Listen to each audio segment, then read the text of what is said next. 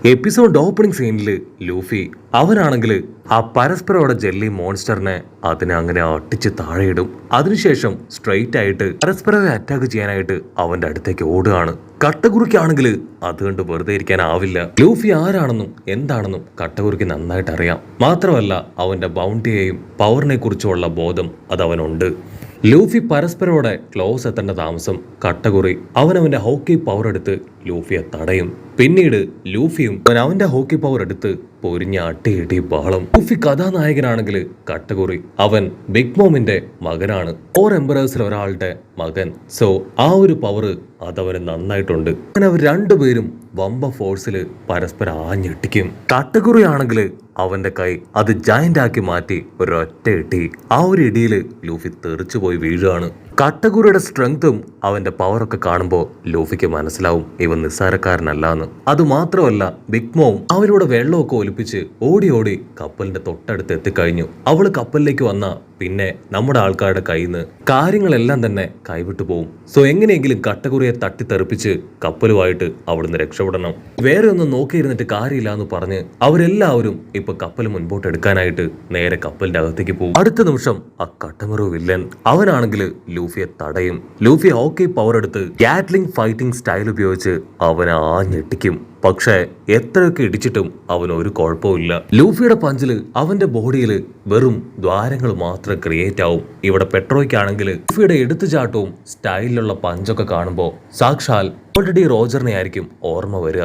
ലൂഫിക്കാണെങ്കിൽ ചത്ത മതിയെന്നാവും. കാരണം അവൻ പഠിച്ച പണി 18 നോക്കിയിട്ടും ആ വില്ലനെ അവനെ കൊണ്ട് തോൽപ്പിക്കാനാവുന്നില്ല. കട്ടകുറിയുടെ ബോഡിയിൽ വന്ന ആ ഒരു ദ്വാരങ്ങള് അത് സെക്കൻഡ് വെച്ച് അങ്ങനെ ഹീലാവുകയാണ്. ലൂഫിക്ക് ഭയങ്കര കൺഫ്യൂഷൻ. കാരണം ഹോക്കി പവർ ഉപയോഗിച്ച് ഫൈറ്റ് ചെയ്ത ഡെവിൾ ഫ്രൂട്ടിന്റെ പവർ അത് വർക്കാവില്ല. പക്ഷെ ഇവന്റെ ബോഡിയിൽ നല്ല രീതിയിൽ പവർ വർക്ക് ആവുന്നുണ്ട്. ഷടാ ഇതെങ്ങനെ സംഭവിച്ചു ചിന്തിച്ച് അവൻ കൺഫ്യൂസ്ഡ് ആവും. മറ്റൊരു ഭാഗത്ത് പരസ്പരവും അവന്റെ ജെല്ലി പവർ ക്രിയേറ്റ് ചെയ്ത് കടലിലൂടെ അങ്ങനെ ട്രാവൽ ചെയ്ത് പോവും. ഇവിടെ ജിംബയും നാമിയും അവര് കപ്പലിന്റെ അകത്തേക്ക് വന്ന് സ്റ്റാർട്ട് ചെയ്ത് അവിടുന്ന് മൂവ് ചെയ്യിപ്പിക്കാനുള്ള പണികൾ തുടങ്ങും. ആ സമയത്തായിരിക്കും ജിംബയും നാമിയും ഫ്രീസ് ആയിട്ട് നിൽക്കുന്ന ചോപ്പറിനെയും ബ്രൂക്കിനെയും കാണുക. ഇത്രോ ആണെങ്കിൽ ക്യാരറ്റിനോട് പറയും ഈ ഒരു ലൂഫിയൻ ടീം ഇവരാണ് ഇനി ലോകത്തെ നയിക്കാൻ പോകുന്നത്. സോ നമ്മളെ കൊണ്ട് പറ്റും പോലെ എല്ലാ സപ്പോർട്ടും നമ്മൾ അവർക്ക് കൊടുക്കണമെന്ന് പറയും. കട്ട് ചെയ്ത മറ്റൊരു ഭാഗത്ത് പരസ്പരം അവ മോണ്ടോറിനെ കോണ്ടാക്ട് ചെയ്ത് സൗത്ത് വെസ്റ്റ് ഭാഗം കൂടുതൽ കപ്പലുകൾ ഉപയോഗിച്ച് പ്രൊട്ടക്ട് ചെയ്യാനായിട്ട് പറയും. അതുവഴി ആൾക്കാർ ഒരു കാരണവശാലും രക്ഷപ്പെട്ടു പോകാൻ പാടില്ല എന്ന് അവൻ എൻഷുർ ചെയ്യിപ്പിക്കും. ടമഗോയ്ക്കാണെങ്കിൽ അത് വിശ്വസിക്കാനായിട്ട് കഴിയില്ല. ഇത്ര ആൾക്കാരുണ്ടായിട്ടും നമ്മുടെ ആൾക്കാരെ ഒന്നും ചെയ്യാൻ കഴിഞ്ഞില്ല എന്നത് അവന് ശരിക്കും ഒരു മിസ്റ്ററി തന്നെയാണ്.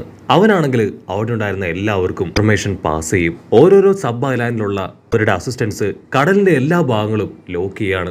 ഒരു വഴിയിലൂടെയും നമ്മുടെ ആൾക്കാർക്ക് രക്ഷപ്പെട്ടു പോകാനായി കഴിയാത്ത വിധം അവർ സെക്യൂരിറ്റി എല്ലാം കൂടുതൽ സ്ട്രോങ് ആക്കി മാറ്റും. കട്ട് ചെയ്ത ഇവിടെ നാമിക്ക് ഒരു ബുദ്ധി വെളിച്ചം ഉണ്ടാവും. അവൾ ജിംബയോട് പറയും നമുക്ക് ബൂസ്റ്റർ അത് യൂസ് ചെയ്ത് 1 കിലോമീറ്ററോളം ഫ്ലൈ ചെയ്ത് ഇവിടുന്ന് കടന്നു പോവാം. സോ പെട്ടെന്ന് അവർക്ക് നമ്മളെ തടയാനോ പിന്നാലെ വരാനോ കഴിയില്ല. ജിംബയ്ക്കാണെങ്കിൽ അതെന്താണെന്ന് മനസ്സിലാവില്ല. പക്ഷെ രക്ഷപ്പെടാൻ ഒരു വഴിയുണ്ട് എന്നവൾ പറഞ്ഞപ്പോ അവളുടെ ഒരു വിശ്വാസം തോന്നും. മറ്റൊരു ഭാഗത്ത് ബിഗ് മോം അവളാണെങ്കിൽ കപ്പലിന്റെ തൊട്ടടുത്ത് എത്തിക്കഴിഞ്ഞു. പെട്രോ ക്യാരറ്റിനെ കപ്പലിന്റെ അകത്തേക്ക് കയറ്റിവിടും.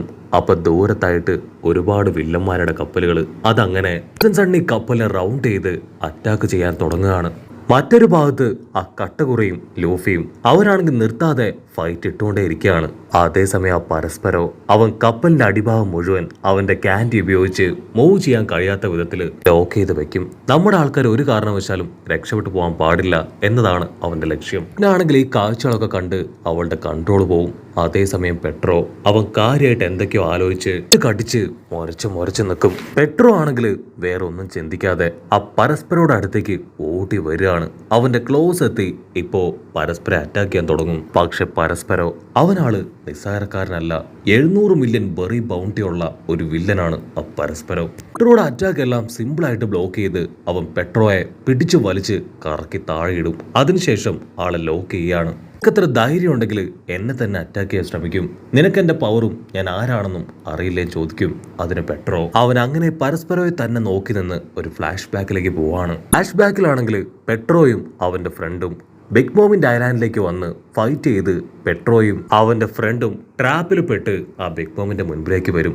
അവിടെ വെച്ച് ഫ്രണ്ടിന്റെ ജീവൻ പോവും. പെട്രോയുടെ പെട്രോയുടെ ഒരു കണ്ണും 50 വർഷത്തെ ലൈഫ് സ്പാനും അതും ബിഗ് മോം എടുത്ത് ഈ പരസ്പരവെയാണ് അവനെ തിരികെ എത്തിക്കാനായിട്ട് അവനോടൊപ്പം പറഞ്ഞയക്കുക. പെട്രോ ആണെങ്കിൽ പരസ്പരയോട് പറയും, എനിക്ക് ജീവിച്ചിരിക്കാൻ വലിയ കൊതിയൊന്നുമില്ല, പക്ഷെ എങ്ങനെ മരിക്കണമെന്ന് ഞാൻ തീരുമാനിക്കും. ആക്ച്വലി നമ്മുടെ പെട്രോ അവൻ നോക്സ് പൈററ്റ് ടീമിന്റെ ക്യാപ്റ്റനാണ്.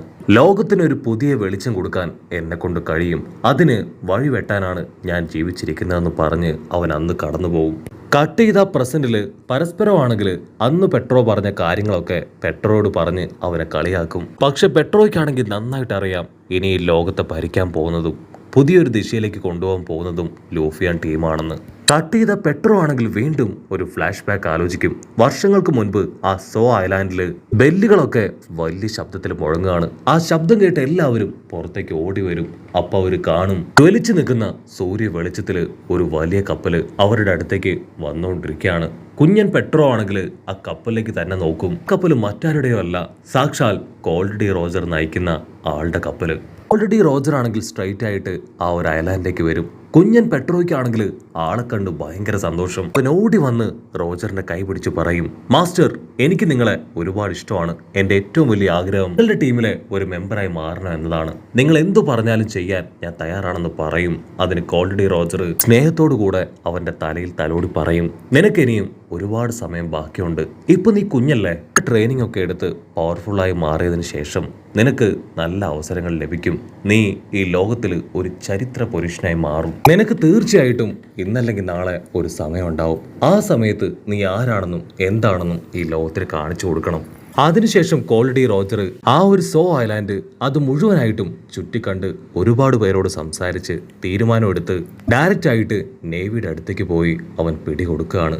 അവിടെ വെച്ച് അവന്റെ എക്സിക്യൂഷൻ അത് നേവിക്കാർ നടത്തും. അത് കാണുമ്പോൾ തന്നെ എല്ലാവരും മനസ്സിലാക്കും പുതിയൊരു പൈററ്റ് എറ അത് സ്റ്റാർട്ട് ചെയ്യാനായിട്ട് പോവുകയാണെന്ന്.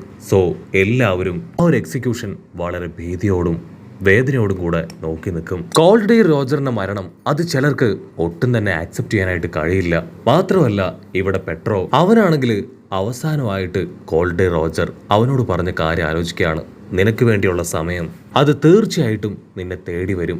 ആ സമയത്ത് നിനക്ക് ചെയ്യാനുള്ള കാര്യം നീ ചെയ്യണം. അതിനുശേഷമാണ് കോൾഡ് ഡി റോജറിന്റെ ആ ഒരു വാക്ക് അത് വിശ്വസിച്ച് പെട്രോ വളരെ ചെറുപ്പത്തിൽ ഒരു പൈററ്റായി മാറി ഈ ഒരു ന്യൂ വേൾഡിലേക്ക് തന്നെ ഇറങ്ങി തിരിച്ചത്.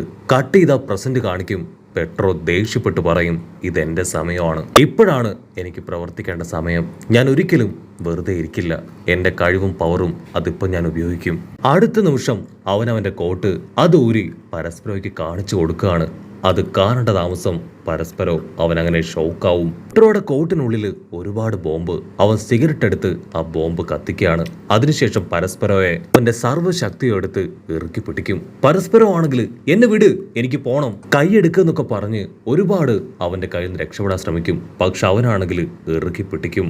ഇവിടെ ക്യാരറ്റ് അവൾ ആ കാഴ്ച കണ്ട് ഒന്നും ചെയ്യാൻ കഴിയാതെ പകച്ചു നിൽക്കും. അടുത്ത നിമിഷം ആ ബോംബ് അങ്ങനെ പൊട്ടിത്തെറിച്ച് പെട്രോയും പരസ്പരവും അവിടെ മരിക്കുകയാണ്. ക്യാരറ്റ് ആ കാഴ്ച കണ്ട് പെട്രോയുടെ പേരൊക്കെ വിളിച്ച് അങ്ങനെ നിലവിളിച്ച് കരയുന്നതോടു കൂടെ ഈ ഒരു എപ്പിസോഡും അവസാനിക്കുന്നു.